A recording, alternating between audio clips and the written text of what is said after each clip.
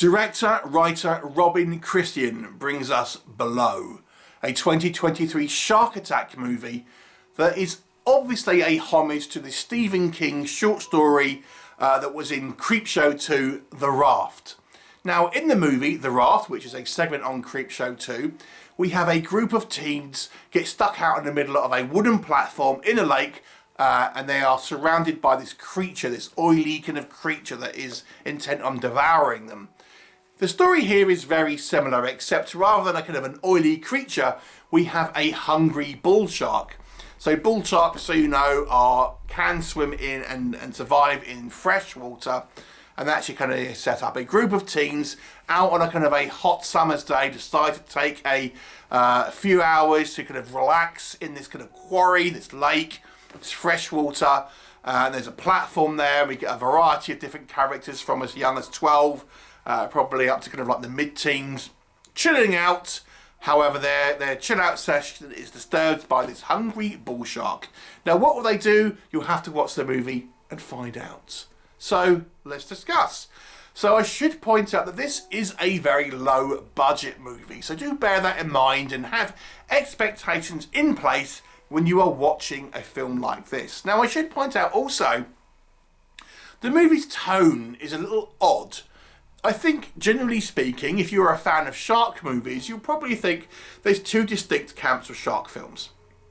You've got your more serious shark films that take the matters, you know, more dramatically. And yes, I know Jaws is the godfather of shark movies, but there's plenty of lower budget movies that still take the subject matter quite seriously and try to have a, you know, a more of a taut thriller, horror kind of elements to it, relying on, you know, scares and drama and stuff. But then we also have the other camp, which is the sillier shark films with the likes of kind of Sharknado, Snow Sharks, Cocaine Shark and things like that. Sillier concepts that are goofy and meant to be silly.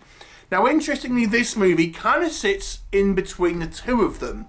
For the most part, it takes the subject relatively seriously, but on occasion it does veer into the kind of the silly spoof elements.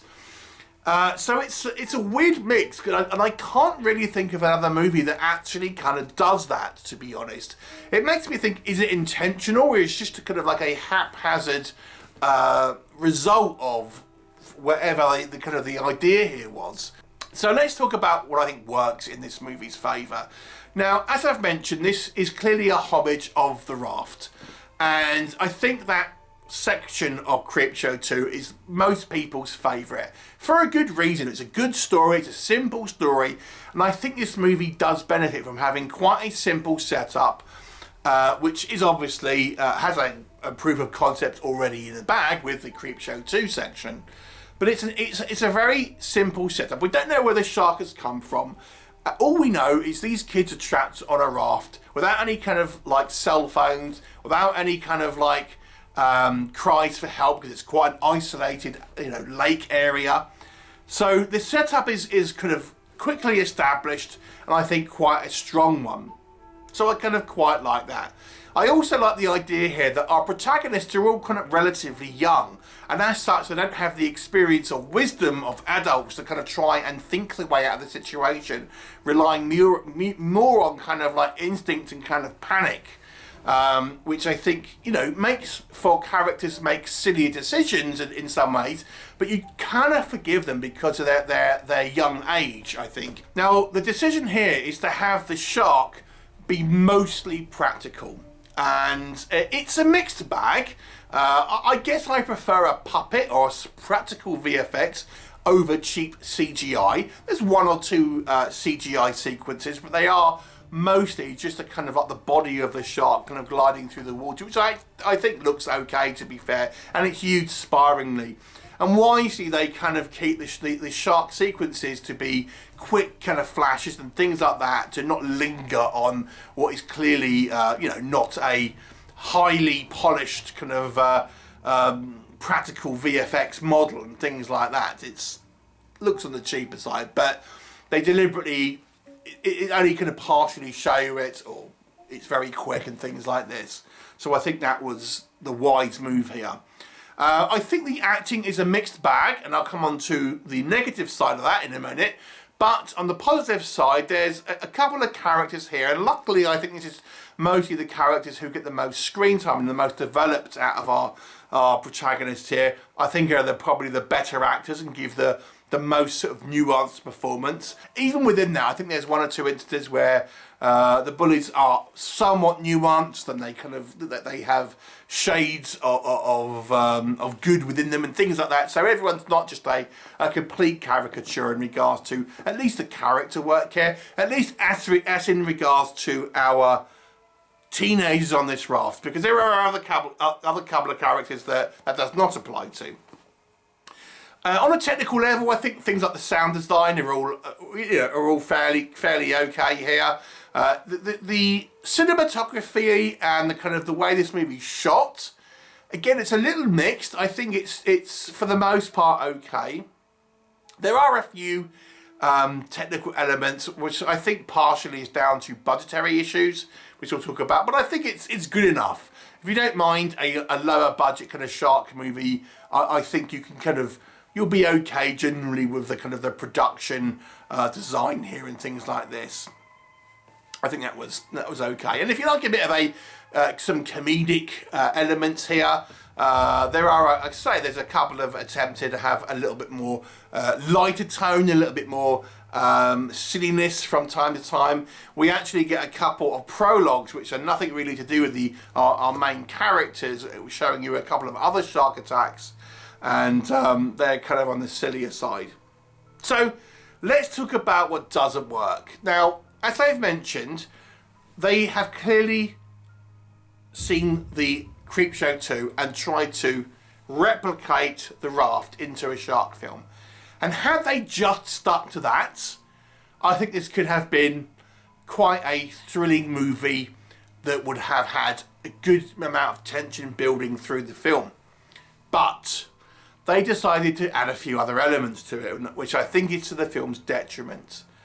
Now, we get a couple of sequences that I really feel somewhat derail the film.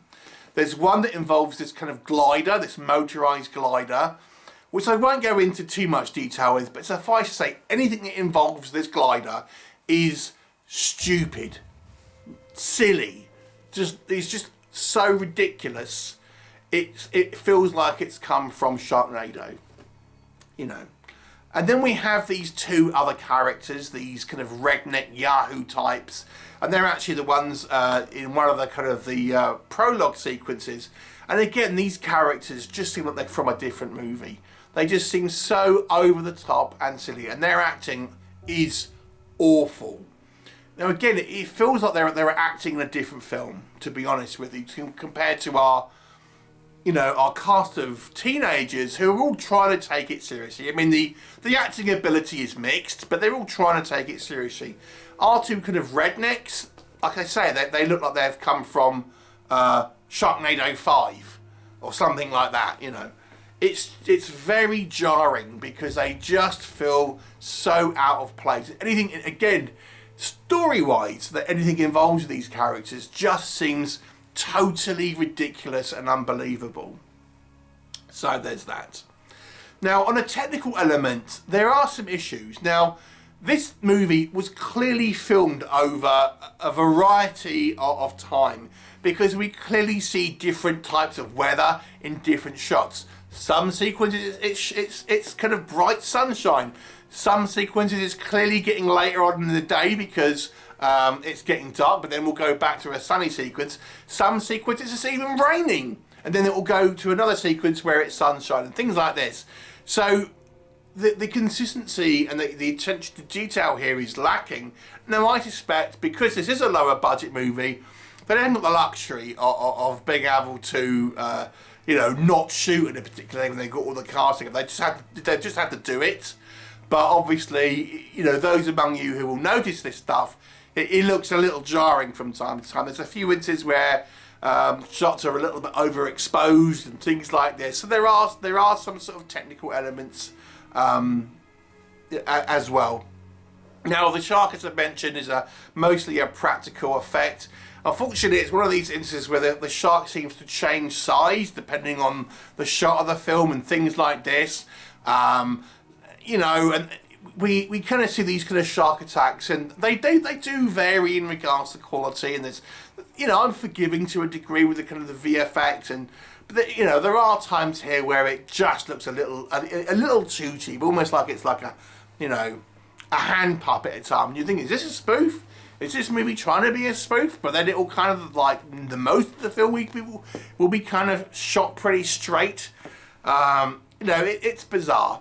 And yes, the characters here do act like massive idiots. Now, as I say, the characters are meant to be quite young, so you can argue, oh, they're kids, they don't really know what they're doing. But you will see kids seemingly just fall off this platform over and over again on a whim, when, you know, they could be just laying down on it and keeping it steady, but no one does that.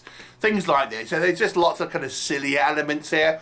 And there are some missed opportunities. Now, there's a sequence, for example, which I think was a real missed opportunity, where we have a character, the first person who is attacked, our characters think he's dead, but he actually isn't. He's just kind of like unconscious. And they sort of sacrifice him to the shark as a sort of a way to let the shark, you know, go eat the body whilst they attack. But he isn't actually dead. He's just kind of unconscious, and then he sort of wakes up. And I thought that was a great opportunity to have some real pathos, some real drama, and some real kind of like, you know, what have these characters done, and their kind of the guilt and that sort of stuff. And it would have had some real, you know, good elements for human kind of interaction, and kind of really giving the character some meat on the bones. And it's kind of just breezed over. The characters' reactions to kind of people dying seem very kind of blasé and things like this.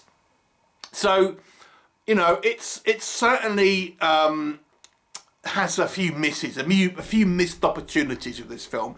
Despite its low budget, I think this movie, had it had a few changes to it, I actually think could have been a fairly kind of like respectable shark film, even for its budget.